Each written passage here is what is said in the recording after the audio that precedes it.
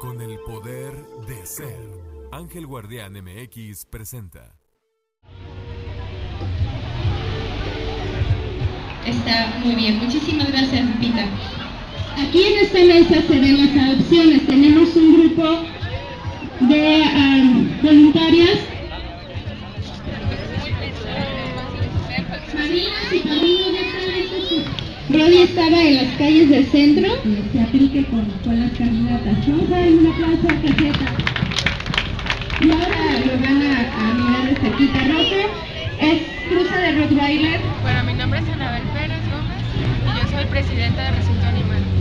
Oye, Anabel, ¿cuál es el propósito por el que se reúnen aquí ustedes el día de hoy con las mascotas que tienen? Pues más que nada es para darle a conocer a la sociedad el grave problema que tenemos de sobrepoblación en la ciudad. Y bueno, México es de los principales lugares en lo que se refiere a sobrepoblación.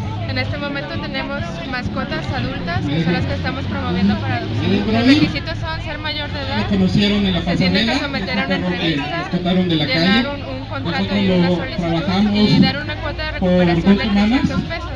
La cuota no es por el perro, sino por los servicios que se le hicieron de vacunas, desparasitaciones. Es muy importante.